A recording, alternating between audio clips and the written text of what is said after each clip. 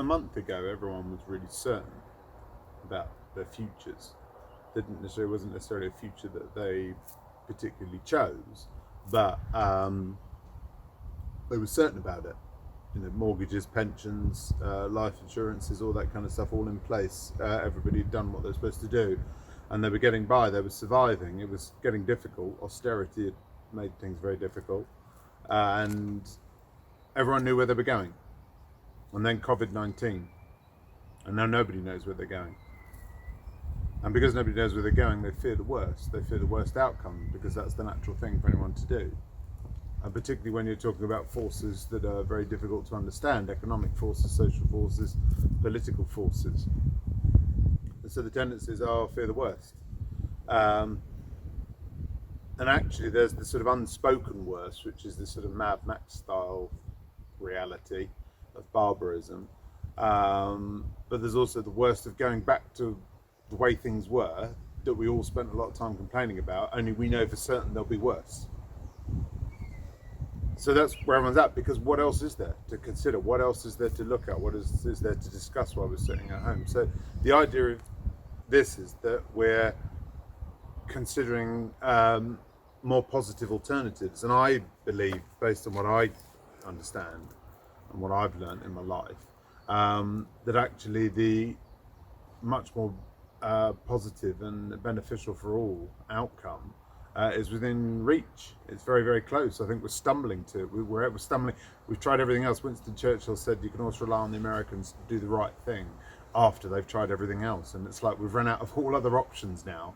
The only option we've got left is the one that we should have done right at the beginning, which is just work collectively and cooperatively together forever, because that's how we achieve things and how we always achieve things. So the idea is, how can we get into that? How can we start getting people who are tasting this new reality, because it's here right now? This isn't some pipe dream. What the governments are doing in response to COVID-19 is to create what actually is a basic, stable, functioning platform for any society. And they've had to do it. And so that's what we've got now. We're all sort of sitting at home, and we've all been told, don't worry about your rent, don't worry about your mortgage, don't worry about making ends meet, don't worry about putting food on the table, because the government's taking care of it. Now there's reactions, and everyone's aware that there's this great big sort of mushroom cloud from COVID-19, which is the economy, and that the fallout is going to start raining down. We all know it. If we go back to the way we always used to do things, it's a guaranteed 30-40% contraction and unemployment. 80% of all jobs in the world have been affected by this. I think more than half of the world's population are under lockdown. So the idea is, what else is there? What else could we have? What might there be? What other options are there? Well, we have right now in place what is becoming, and amounts to in a lot of countries, a universal basic income. That is, you just get money by right of being a citizen. We're getting our heads around that. It was being spoken of before COVID-19. One of the candidates in the presidential election, or the Democrat primary candidates, he had it on his manifesto. It was, I believe, in the Liberal Democrats' manifesto in the UK general election last year. So UBI has been around for a while. We've got it now. This is what it tastes like. Don't worry about it. You get it everywhere. So immediately our minds go to, well, how long can this last? When will it be over? What will we have to pay for this largesse? There's no such thing as a free lunch. We all learnt that from school. So when do we have to pay? When do we have to get over this? Well, we don't need to at all, is the point. And very senior policy makers and decision makers understand this, because it's never been needed. You never have needed to work, certainly not for the last 40 years, when most economic value has been generated financially by making money out of money. Nobody needs to work there. There's no sweat or labor. You don't work in the fields. You don't work in a factory. You don't need to do 8 hours a day. You can make, in the finance sector, you can make $500 million in a second, just by doing all the prep work and getting everything ready. Right, go. Yeah, made the deal. $500 million. But it's not real money, of course. It comes from nowhere, and it's just money that's made out of money. It doesn't require any value input.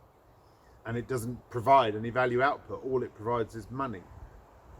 And as a result of having a very financialized economy for the last 40 years, the planet is awash with money.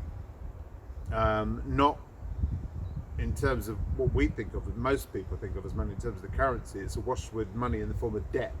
The whole world is absolutely sunk under debt that most people can't even get their heads around.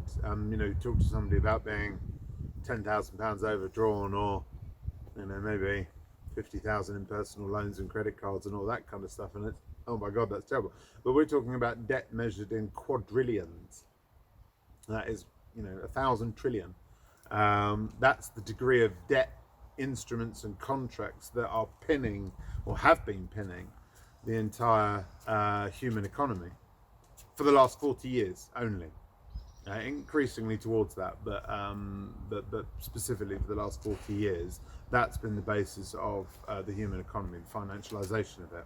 And it's all built on a web of what one of the most successful financialists, that's Warren Buffett, called weapons of mass financial destruction, which are really hyper complicated, really cleverly worked out methods of extracting money out of money by putting it in one pot for a while it's on its way to another pot, that kind of thing. Helping very, very wealthy people minimize how much tax they have to pay. Helping companies go public by borrowing money from the market to do whatever it is they need to do. All of this creates debt, all of it's leverage, all of it's managed by the bankers. The bankers truly are the master of the universe. So now we come to a point where what underpins that whole debt pyramid is the consumer, because the real value in that economic system is not currency, it is future earnings potential of individuals. So how is money created in the modern economy? And by modern economy, I mean the post-1971 economy. Up until 1971, one way or another, it was possible to convert the notes in your hand into a commodity like gold. That all stopped in 1971 with the Nixon shock. It's very well documented on the internet. Since 1971, governments have been able to create as much money as they wanted, and through the 1970s that's exactly what they did. Governments were just creating money to pay for all the public services that they needed.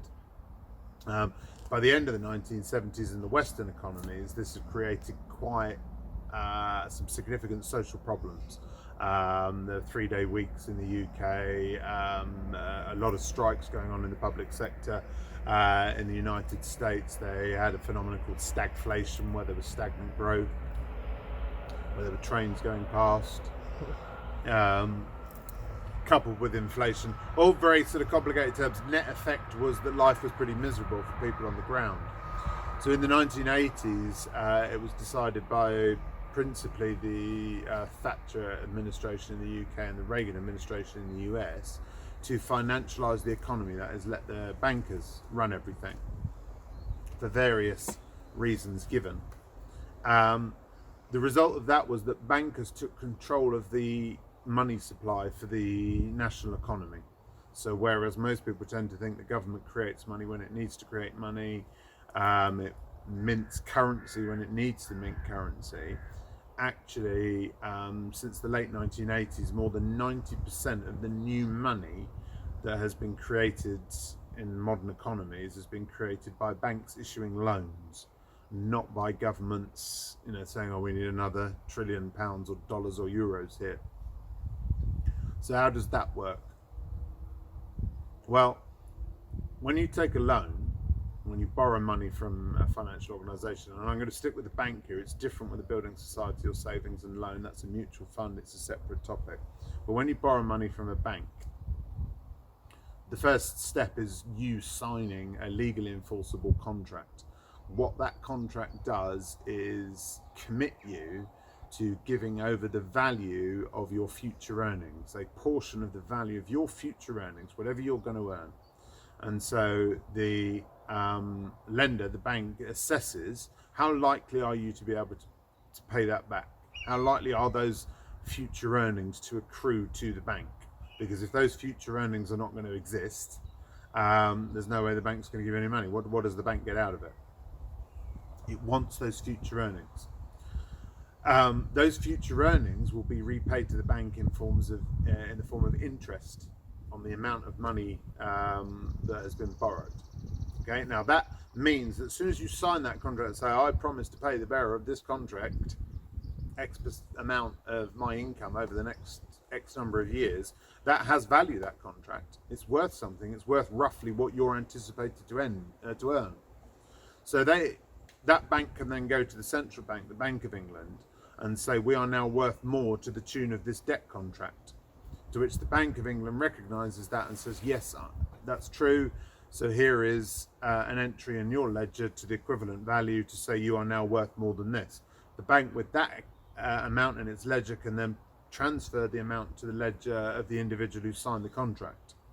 That individual, now armed with the cash, can do whatever they want to do. If it was a secured loan, so it was secured against a car or a house or a yacht or something like that, then the person who gets the currency isn't at liberty to do whatever they want with it. They must do what they're contractually obliged, what they said they were going to buy. If it's an unsecured loan where it's just a bunch of cash, the bank won't care. Once they've got the money, you go and do whatever you want with it. So what that does is puts money into the economy. It puts money onto the monopoly board so that people can buy and trade houses and acquire property and that kind of stuff. At no point was anything that we would recognise as currency or money created. At no point was it taken from anyone. At no point will it be missed if it doesn't go back. If you can't pay back the capital sum, those digits that were transferred into your account, so what? They came from nowhere, nobody misses it. What the bank wants is the real value of your future earnings in those interest payments. Now, if banks were left to their own devices, they'd lend to everybody. Because even if they could say, oh, well, we're definitely going to get 1 or 2 or 3 months earnings from this person before they go bankrupt, providing we lend to them at 4 or 5 or 6,000% interest. That's what the payday loans do. They know there's a very, very good chance that the people they're lending to won't be able to pay it back. So they put astronomical interest rates on it, 10, 11,000. I think it's all been controlled now by the Financial Conduct Authority, which is why Wonga's gone out of business. But that's what they were doing, because they just, in those 2 or 3 months, if we could charge interest at 10,000%, that's enough. That's what they want. They don't give a shit about the money, because that came from nowhere. Wonga will have borrowed it from a bigger bank, who will have borrowed it from the Bank of England. And when I say borrow, the Bank of England will have just created it, because the banks would have come to them and saying, look, we've got all these loan application forms and debt instruments that are legally enforceable. That represents a lot of value from the earning potential of the people in this economy. So that's where it comes from. That's where it goes. The bank only wants the interest back. They're happy to write the loan off and start another one, new one with somebody else. Why not? Why not just give loans to everybody? Well, governments recognise that if they did that, then you would get currency inflation, because the banks would just be creating money by issuing loans, writing the loans off after 2 or 3 or 4 months interest, and then issuing more loans. They just keep issuing and issuing. So there is a restriction put in place that banks aren't allowed to lend more than 10 times what they're worth. So that's the mechanism.